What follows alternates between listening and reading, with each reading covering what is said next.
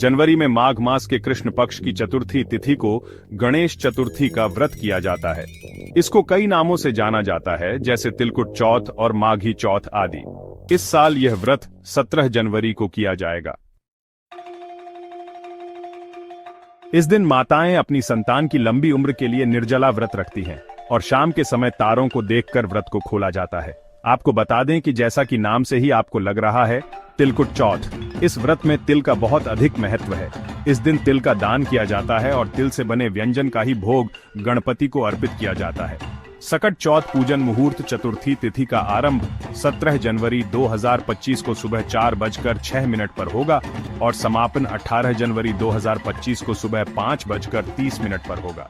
सकट चौथ चंद्रोदय timing: सकट चौथ के दिन चंद्रोदय का समय रात 9:09 का है। सकट चौथ से जुड़ी कई पौराणिक कथाएं प्रचलित हैं। इनमें से एक और प्रसिद्ध कहानी है जो भगवान गणेश, माता पार्वती और चंद्रदेव से संबंधित है। यह कहानी भी बड़ी रोचक है। आइए इसे सुनते हैं। बहुत समय पहले की बात है। कैलाश पर्वत पर माता पार्वती भगवान शिव और अपने पुत्र गणेश के साथ निवास करती थीं। एक दिन माता पार्वती स्नान करने जा रही थीं। उन्होंने गणेश से कहा, बेटा, मैं स्नान करने जा रही हूँ। जब तक मैं बाहर न आऊं, तुम किसी को भी अंदर मत आने देना। गणेश ने अपनी माता की आज्ञा का पालन करते हुए द्वार पर पहरा देना शुरू कर दिया। उसी समय भगवान शिव वहां आए। जब उन्होंने अंदर जाने की कोशिश की तो गणेश ने उन्हें रोक दिया। भगवान शिव को यह बात अजीब लगी कि कोई उन्हें उनके ही घर में जाने से रोक रहा है।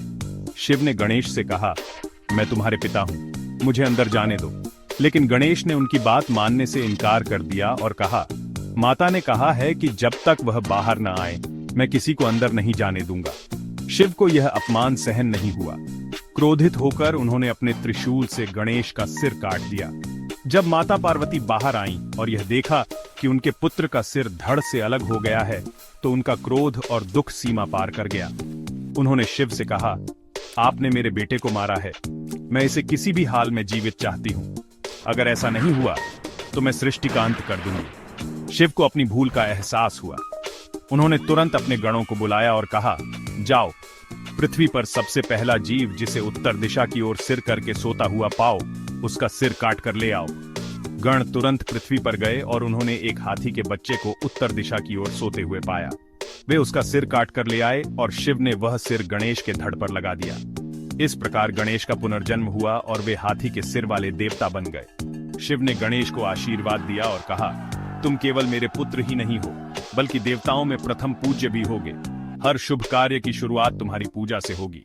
इसी घटना के बाद माता पार्वती ने अपने पुत्र गणेश की लंबी उम्र और सभी संकटों से रक्षा के लिए एक विशेष व्रत रखा। इस व्रत को सकट चौथ के नाम से जाना गया। इस कहानी के पीछे संदेश यह है कि भगवान गणेश सभी संकटों का नाश करते हैं और उनकी पूजा से जीवन में सुख, समृद्धि और शांति बनी रहती है। इसलिए संकटों से मुक्ति और संतान की रक्षा के लिए यह व्रत किया जाता है। अगर आपको यह वीडियो पसंद आया हो तो इसे लाइक करें और हमारे चैनल को सब्सक्राइब करना न भूलें। नई अपडेट्स के लिए बेल आइकन भी जरूर दबाएं।